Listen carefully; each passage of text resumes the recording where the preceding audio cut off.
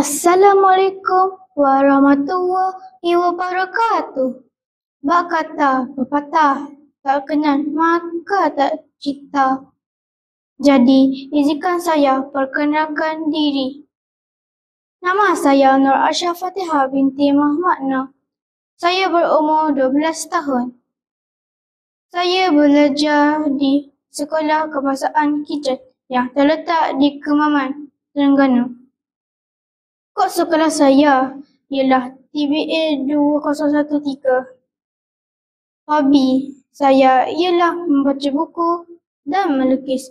Manakala cita-cita saya pula ingin menjadi seorang pelukis yang berjaya. Dalam video ini, saya berasa amat teruja untuk kongsikan mengenai sebuah buku jenis bukan fiksyen yang menjadi kegemaran saya sejak akhir-akhir ini.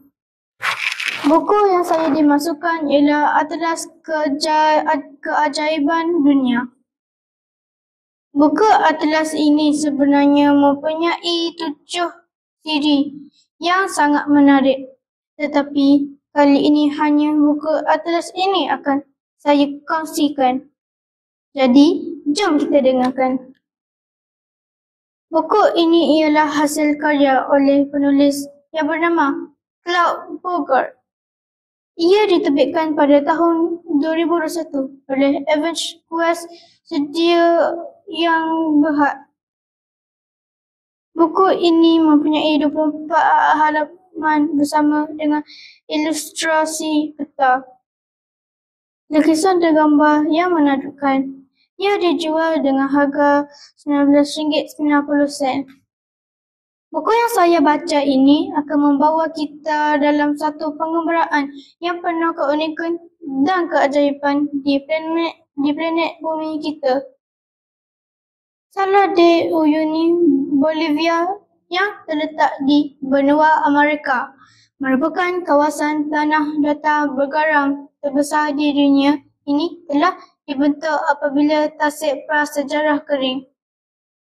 Ia bukan hanya menakjubkan pada musim kemarau, tetapi apabila hujan turun, ia menjadi kawasan tasik yang indah.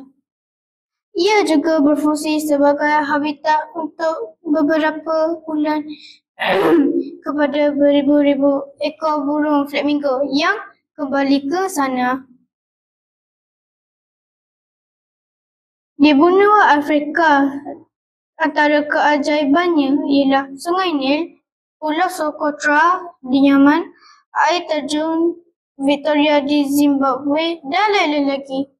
Pulau Socotra di Yaman digambarkan sebagai salah satu tempat paling aneh di bumi.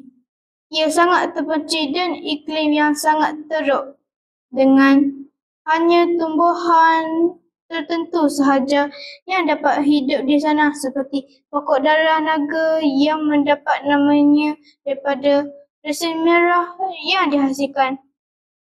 Di benua Asia pula, saya ingin menceritakan tentang gunung tertinggi di dunia, iaitu Gunung Everest dengan puncaknya setinggi 8,000 meter dan masih berkembang hingga sekarang.